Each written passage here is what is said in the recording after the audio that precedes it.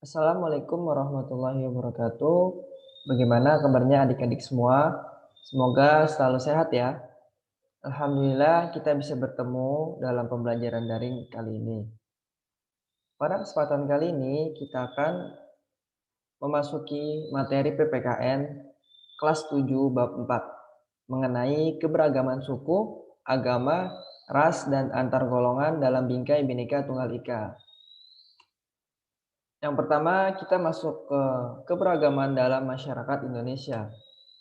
Faktor penyebab keberagaman masyarakat Indonesia. Yang pertama ada A, letak strategis wilayah Indonesia, B, kondisi kepulauan, kondisi negara kepulauan, C, perbedaan kondisi alam, D, keadaan transportasi dan komunikasi, dan E, penerimaan masyarakat terhadap perubahan. Untuk lebih jelasnya, langsung saja kita ke slide berikutnya ya. A. Letak strategis wilayah Indonesia. Letak Indonesia yang strategis yaitu di antara dua samudra Pasifik dan Samudra Indonesia serta dua benua Asia dan Australia mengakibatkan wilayah kita menjadi jalur perdagangan internasional. Lalu lintas perdagangan tidak hanya membawa komoditas dagang, namun juga pengaruh kebudayaan mereka terhadap budaya Indonesia. Kedatangan bangsa asing yang berbeda ras kemudian menetap di Indonesia mengakibatkan kemajemukan ras, agama, dan bahasa. Kemudian B, kondisi negara kepulauan. Negara Indonesia terdiri atas beribu-ribu pulau yang secara spesifik terpisah-pisah. Keadaan ini menghambat hubungan antara masyarakat dari pulau yang berbeda-beda. Setiap masyarakat di kepulauan mengembangkan budaya mereka masing-masing, sesuai dengan tingkat kemajuan dan lingkungan masing-masing. Hal ini juga mengakibatkan perbedaan suku bangsa, bahasa, budaya, serta peranan laki-laki dan perempuan. Kemudian yang C, perbedaan kondisi alam. Kondisi alam yang berbeda seperti daerah pantai, pegunungan, daerah subur, padang rumput, dataran rendah, rawa, dan laut mengakibatkan perbedaan masyarakat. Kemudian yang D, keadaan transportasi dan komunikasi. Kemajuan sarana transportasi dan komunikasi juga mempengaruhi perbedaan masyarakat Indonesia. Kemudian yang terakhir ada E, penerimaan masyarakat terhadap perubahan. Sikap masyarakat terhadap sesuatu yang baru, baik yang datang dari dalam maupun luar, masyarakat membawa pengaruh terhadap perbedaan masyarakat Indonesia. Nah, kita lanjut ke pembahasan kedua yaitu keberagaman suku. Suku bangsa sering juga disebut etnik. Menurut Kojaraningrat, suku bangsa adalah sekelompok manusia yang memiliki kesatuan budaya dan terikat pada kesadaran dan identitas tersebut. Ciri-ciri mendasarnya yang membedakan suku bangsa satu dengan lainnya antara lain bahasa daerah, adat istiadat, sistem kekerabatan, kesenian daerah, dan tempat asalnya. Kemudian beberapa suku bangsa di Indonesia berdasarkan asal daerah tempat tinggal antara lain di Pulau Sumatera terdapat suku Aceh, Gayo Alas, Batak, Minangkabau, dan Melayu. Di Pulau Jawa terdapat suku Jawa, Sunda, Baduy, dan Samin. Di Kalimantan terdapat suku Dayak. Di Sulawesi terdapat suku Bugis, Manado, Gorontalo, Makassar. Kawasan Maluku juga terdapat suku Ambon, Sangir Talaut, dan Ternate. Sedangkan kawasan Bali dan Nusa Tenggara antara lain suku Bali, Lombok, Bima, dan Timur. Dan yang terakhir ada di Papua terdapat suku Asmat dan suku Dani. Selanjutnya di pembahasan ketiga, keberagaman agama dan kepercayaan. Ajaran agama Hindu dan Buddha dibawa oleh bangsa India yang sudah lama berdagang dengan Indonesia. Ajaran agama Islam dibawa oleh pedagang Gujarat dari Parsi sekitar abad 13. Kedatangan bangsa Eropa membawa ajaran agama Kristen dan Katolik, sedangkan pedagang dari Cina menganut agama Konghucu. Berbagai ajaran agama diterima oleh bangsa Indonesia karena masyarakat sudah mengenal kepercayaan seperti animisme dan dinamisme. Selanjutnya yang keempat, keberagaman ras. Pada dasarnya, manusia diciptakan dalam kelompok ras yang berbeda-beda. yang merupakan hak mutlak Tuhan Yang Maha Esa. Istilah ras berasal dari bahasa Inggris atau race.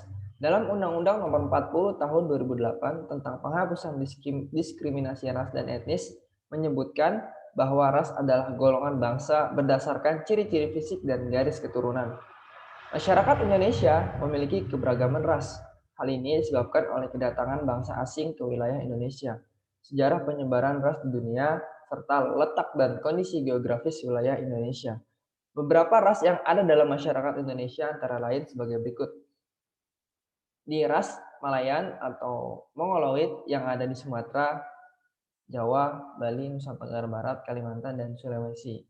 Kemudian ras Melanesoid yang mendiami di daerah Papua, Maluku, dan Nusa Tenggara Timur. Kemudian ras Asiatik Mongoloid seperti Tionghoa, Jepang, dan Korea. Ras ini tersebar di seluruh Indonesia.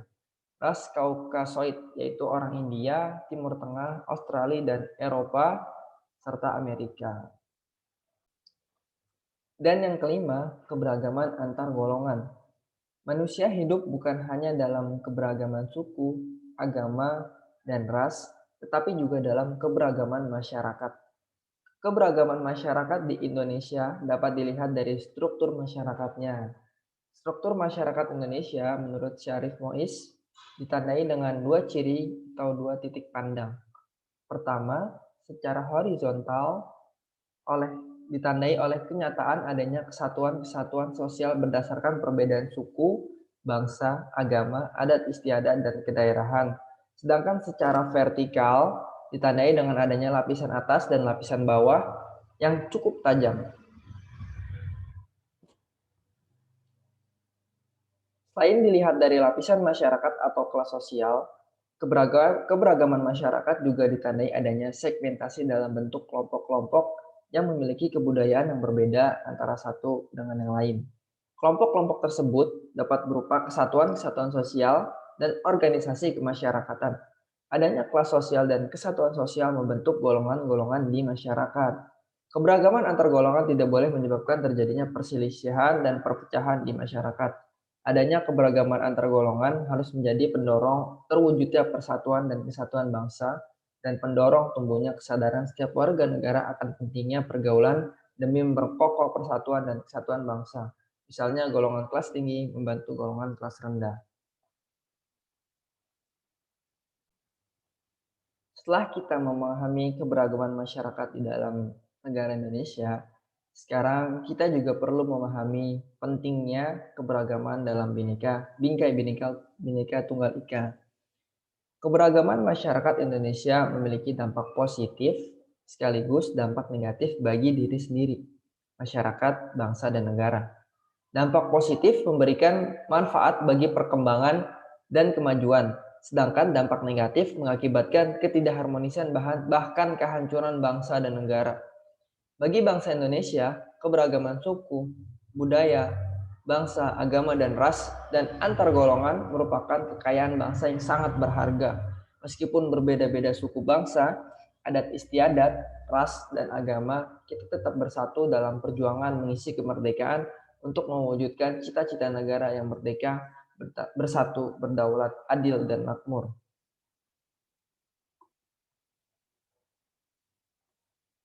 Semboyan Bhinneka Tunggal Ika terdapat pada lambang negara Republik Indonesia, yaitu burung Garuda Pancasila. Di kaki burung Garuda Pancasila mencengkram sebuah pita yang bertuliskan Bhinneka Tunggal Ika. Kata-kata tersebut dapat pula diartikan berbeda-beda tetapi tetap satu. Bhinneka Tunggal Ika mengandung makna bahwa walaupun bangsa Indonesia terdiri atas berbagai macam suku bangsa, adat istiadat, ras, dan agama yang beraneka ragam, namun keseluruhannya merupakan suatu persatuan dan kesatuan.